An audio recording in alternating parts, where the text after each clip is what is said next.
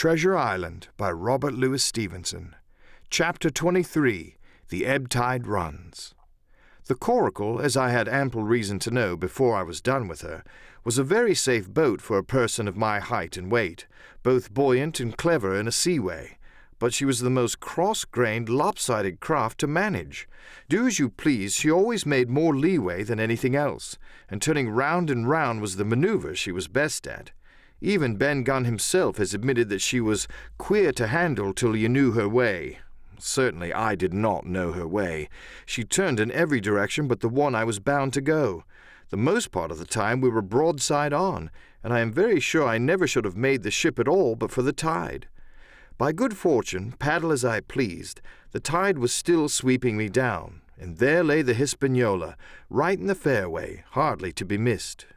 First, she loomed before me like a blot of something yet blacker than darkness. Then her spars and hull began to take shape, and the next moment, as it seemed, for the further I went the brisker grew the current of the ebb, I was alongside of her hawser and had laid hold. The hawser was as taut as a bowstring, and the current so strong she pulled upon her anchor.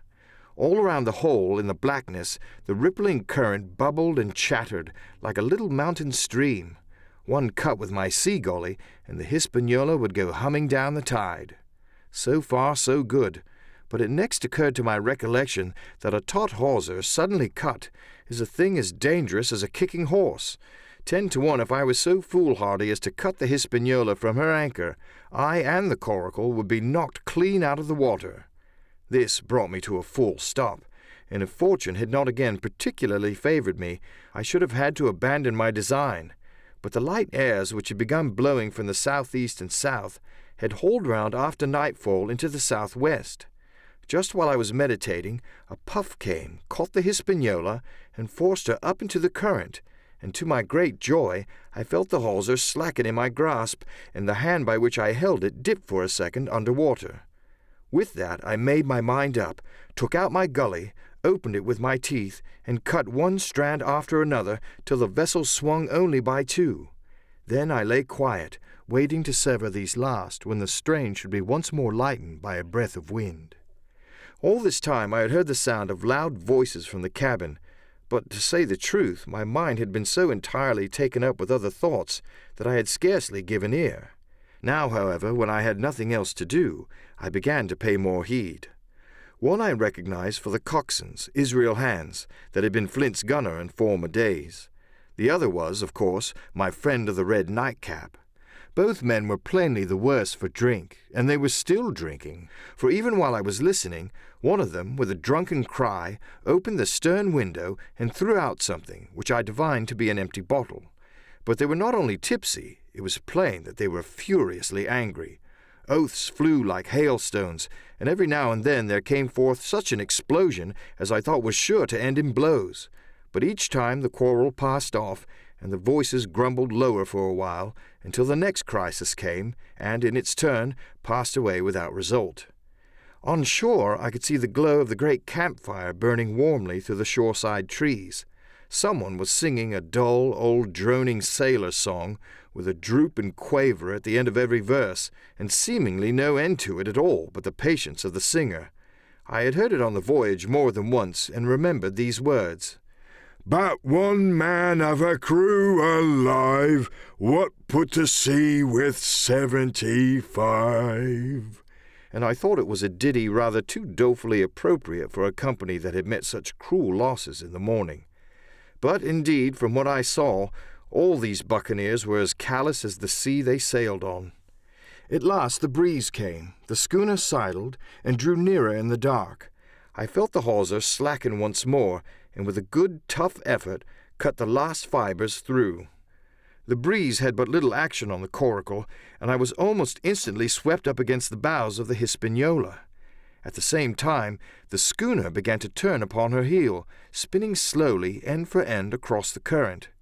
I wrought like a fiend, for I expected every moment to be swamped, and since I found I could not push the Coracle directly off, I now shoved straight astern.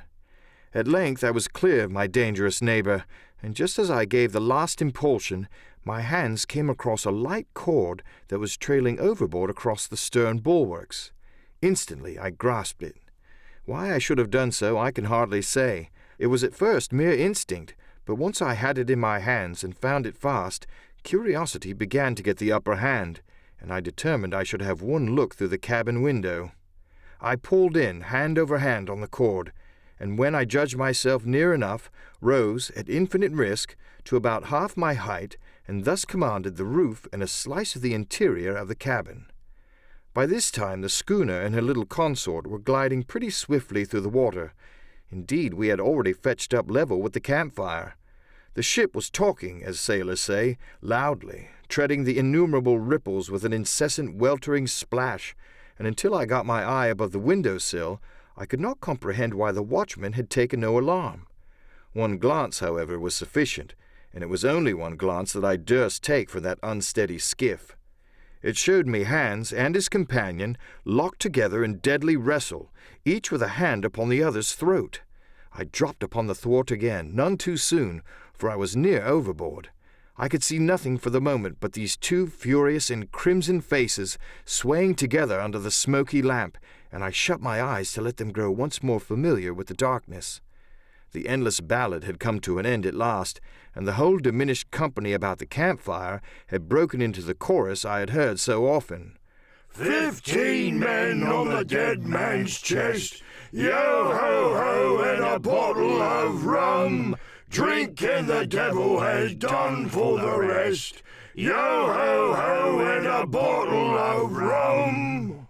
I was just thinking how busy drink and the devil were at that very moment in the cabin of the Hispaniola, when I was surprised by a sudden lurch of the coracle. At the same moment she yawed sharply and seemed to change her course. The speed in the meantime had strangely increased. I opened my eyes at once.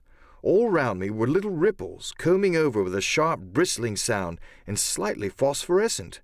The Hispaniola herself, a few yards in whose wake I was still being whirled along, seemed to stagger in her course, and I saw her spars toss a little against the blackness of the night.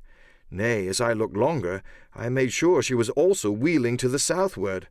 I glanced over my shoulder, and my heart jumped against my ribs. There, right behind me, was the glow of the campfire. The current had turned at right angles, sweeping round along with it the tall schooner and the little dancing coracle. Ever quickening, ever bubbling higher, ever muttering louder, it went spinning through the narrows for the open sea. Suddenly the schooner in front of me gave a violent yaw, turning perhaps through 20 degrees, and almost at the same moment one shout followed another from on board. I could hear feet pounding on the companion ladder, and I knew that the two drunkards had at last been interrupted in their quarrel and awakened to a sense of their disaster. I lay down flat in the bottom of that wretched skiff, and devoutly recommended my spirit to its Maker. At the end of the straits I made sure we must fall into some bar of raging breakers, where all my troubles would be ended speedily, and though I could perhaps bear to die, I could not bear to look upon my fate as it approached. So I must have lain for hours, continually beaten to and fro upon the billows, now and again wetted with flying sprays, and never ceasing to expect death at the next plunge. Gradually weariness grew upon me. A numbness, an occasional stupor fell upon my mind, even in the midst of my terrors, until sleep at last supervened, and in my sea-tossed coracle I lay and dreamed of home and the old Admiral Benbow. End of chapter 23.